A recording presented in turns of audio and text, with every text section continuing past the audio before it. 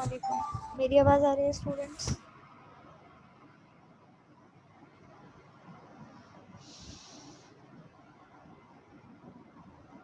Okay, ठीक है जी। अच्छा, I have shared your lab timings, ठीक है। आई होप आप लोगों को क्लियर होगी, ठीक है। सैटरडे की मैंने आप लोगों से सारे टाइमिंग्स शेयर कर दिए। जिसने नहीं देखे है वो काइंडली देख ले और अपनी क्लास आईडी के हिसाब से ही आपने लैब अटेंड करनी है, ठीक है। Try not to miss the lab, ठीक है। This is the last chance. अब कोई इस लैब में भी मज़ीद एब्सेंट हुआ तो उसे कोई कंपनसेशन नहीं दी जाएगी, ठीक है। तो you have to come on Saturday and Sunday as well, ठीक है। संडे को तो आपकी ऑब्वियसली फाइनल लैब है, तो आपको सैटरडे संडे दोनों अटेंड करनी है। टाइमिंग्स आपको मैंने बता दिए, ठीक है। Bisma, are you here? आप लोगों को इशू था 4 बजे तक का, तो इसलिए मैंने टाइमिंग 2:30 बजे तक की कर दी है सैटरडे को। तो I hope now it's feasible for all of you, ठीक है। अच्छा जी, okay, let's start topic. Last class we were discussing ohm meters, ठीक है। हमने एनालॉग ओहम मीटर्स पढ़ना शुरू किए थे। हमने देखा था कि किस तरीके से वो काम करते हैं, सही है। ये पूरी कॉन्फ़िगरेशन हमने पढ़ी थी और ये इसके न्यूमेरिकल्स भी सॉल्व किए थे। हमने देखा था कि किस तरीके से ये स्केल जो है वो डिज़ाइन किया जाता है। लास्ट क्लास में हमने ये देखा था कि किस तरीके से वोल्टेज के रिस्पेक्टिवली हम अपने रेजिस्टेंस का स्केल डिज़ाइन कर रहे होते हैं, ठीक है। उसके बाद हमने देखा था कि भाई बैटरी में एक इशू आ रहा होता है। जब हम बैटरीज यूज़ कर रहे होते हैं तो बैटरी का एक मसला होता है कि with the passage of time battery के वोल्टेजेस जो है वो डिके होते हैं, ठीक है, कम होने लगते हैं। तो हम इसका सोल्यूशन फिर क्या निकाला था? इसके सोल्यूशन के लिए हमने कहा था कि भाई we can have adjustable register over here, ठीक है, जिसके थ्रू हम जो है उस रजिस्टर की वैल्यू को सिर्फ एडजस्ट करके हम अपने वोल्टेजेस इनपुट पर चाहे जो भी वोल्टेजेस आ रहा हो हम उसको कवर अप कर सकते हैं और उस रजिस्टर के थ्रू, ठीक है। और एडजस्टेबल रजिस्टर यूज़ करना बहुत आसान काम है। यू नो वी हैव पोटेंशियोमीटर्स, ठीक है, या हम वोल्टेज डिवाइडर के थ्रू जो है वो रेजिस्टेंस को एडजस्ट कर सकते हैं, ठीक है। The third type of these ohm meters are linear ohm meters, ठीक है। अब ये linear ohm meters क्या होते हैं और ये किस तरीके से डिज़ाइन हुए हुए होते हैं, ठीक है। linear ohm meters are basically हम इसको BJTs को यूज़ करके इन्होंने डिज़ाइन किया हुआ है, ठीक है। और ये काम किस तरीके से करते हैं? एज यू कैन सी ये सर्किट आपको बहुत, क्योंकि आप ज़ाहिर है ECD का ये सारी चीज़ें पढ़ के आए हो, तो ये सर्किट आपको बहुत आसानी से समझ में आ रहा होगा। दिस इज़ PNP ट्रांजिस्टर, ठीक है। एक PNP ट्रांजिस्टर है जिसके बेस पे हमने इनपुट दिया हुआ है and we are taking output from the collector, ठीक है। और बेस पे जो हमने इनपुट दिया हुआ है वो थ्रू वोल्टेज डिवाइडर सर्किट दिया हुआ है, ठीक है।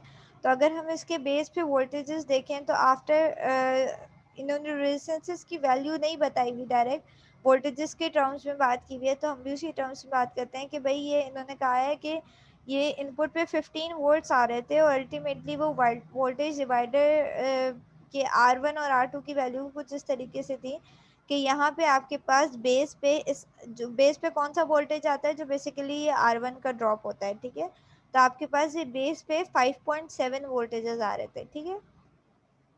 When we have 5.7 voltages on base, ठीक है, तो क्या होगा जब ये बेस से ट्रांजिस्टर के थ्रू ट्रांसफ़र होगा, ठीक है, तो हमारे पास क्या होगा? ऑब्वियसली ट्रांजिस्टर का ड्रॉप भी आ रहा होगा, ठीक है। तो अगर मैं अपना एमीटर वोल्टेजेस लिखना चाहूँ कि मेरे पास एमीटर पे कौन से वोल्टेजेस आ रहे होंगे, सो आई कैन राइट के आई हैव वी ई, एक मिनट, okay, I have V E is equals to 5, ठीक है, जो मेरे पास यहाँ पे वोल्टेज आ रहे हैं 5.7 माइनस 0.7। ट्रांजिस्टर ड्रॉप आपको पता है कितना होता है? 0.7, ठीक है। तो अब अगर मैं एमीटर पे वोल्टेजेस देखूँ तो अप्रॉक्सीमेटली एमीटर पे मेरे पास कितने वोल्टेजेस आ रहे होंगे? एमीटर पे मेरे पास 5 वोल्ट्स आ रहे होंगे, ठीक है।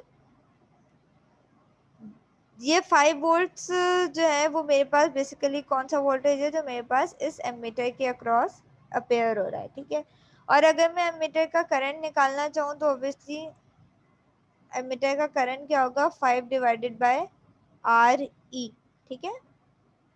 Now this current is dependent on the emitter resistance, ठीक है। अब मैं इस करंट को कंट्रोल कर सकती हूँ by using this emitter resistance. मैं एमिटर रेजिस्टेंस की वैल्यू कुछ भी रख दूँ, ठीक है, मैं उसके हिसाब से अपने इस करंट को कंट्रोल कर सकती हूँ, ठीक है। और जो हमारे पास एमिटर का करंट होता है वही करंट अप्रॉक्सीमेटली हमारा कलेक्टर करंट होता है, ठीक है। तो we can say that emitter current is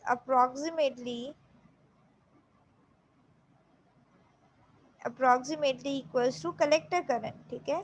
हमारा एमिटर और कलेक्टर का करंट अप्रोक्सीमेटली सेम होता है, ठीक है। ये अल्फा के फैक्टर से मल्टीप्लाई हो रहा होता है और अल्फा की वैल्यू छोटी होती है, तो हमारे पास अप्रोक्सीमेटली यहाँ पे एमिटर की जो का करंट होता है वो कलेक्टर के करंट के बराबर हो रहा है होता है, ठीक है।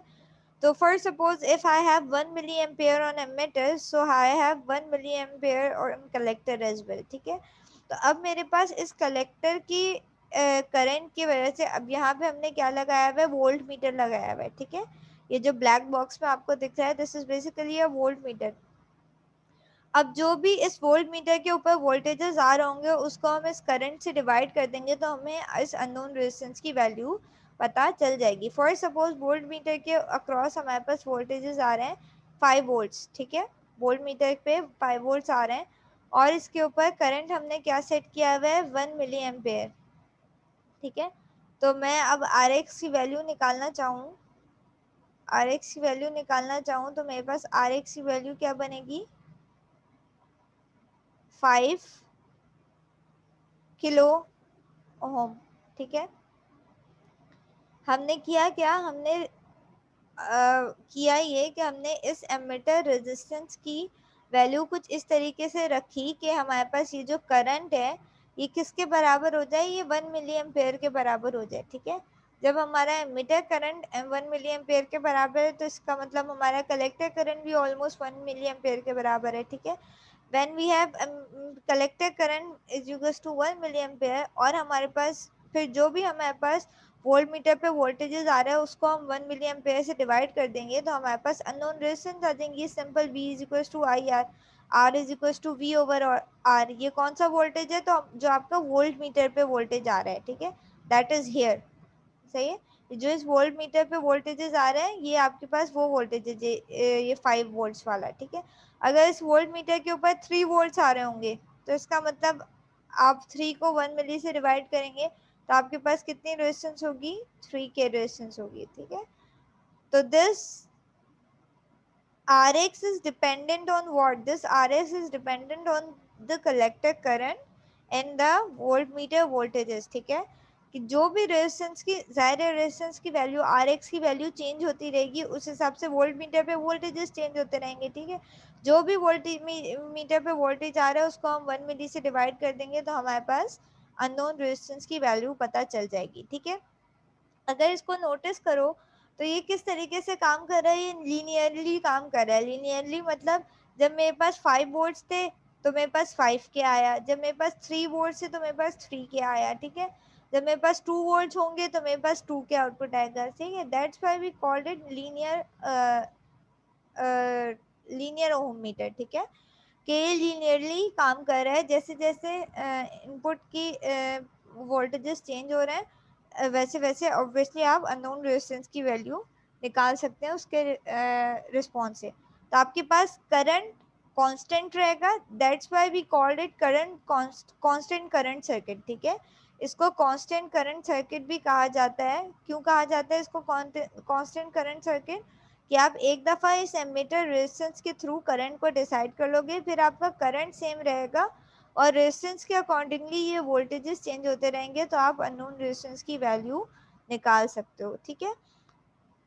यही सब बातें इसलिए इस यहाँ पे डिफाइन की हुई है आपकी कि जब आप आर एक्स की वैल्यू जो है वो 5 अगर वोल्ट मीटर पे 5 वोल्ट्स आ रहे होंगे, 5 वोल्ट्स 1 मिली से डिवाइड होगा तो 5 के आ जाएगा। इस तरह आप 0 से लेकर 5 वोल्ट्स के लिए 0 से लेकर 5 के तक रेजिस्टेंस को फाइंड आउट कर सकते हो, ठीक है, यूजिंग दिस 1 मिली करंट, ठीक है। अगर आपको इस करंट की रेंज बढ़ानी है या कम करनी है तो यू कैन चेंज इट, ठीक है। आप इस करंट को चेंज भी कर सकते हो। इस करंट को चेंज करने के लिए आपको पास क्या करना पड़ेगा, आपको इस एमिटर रेजिस्टेंस को चेंज करना पड़ेगा, ठीक है। इस एमिटर रेजिस्टेंस को चेंज करके आप करंट को चेंज कर सकते हो। तो अल्टीमेटली होगा क्या कि जो भी आपने एमिटर रेजिस्टेंस की वैल्यू रखी होगी, अगर आपने उसकी वैल्यू 100 माइक्रो एम्पेयर रखी है तो जो भी वैल्यू होगी वोल्ट मीटर पे वो 100 माइक्रो से डिवाइड होगी। अगर आपने उसकी वैल्यू जो है वो 10 रखी है तो जो भी एमिटर रेजिस्टेंस होगी वो 10 मिली से डिवाइड होगी। तो it's depend on the value कि आपके पास जो है वो आपने एमिटर करंट की वैल्यू कितनी रखी है, ठीक है। यहाँ तक बात समझ में आई।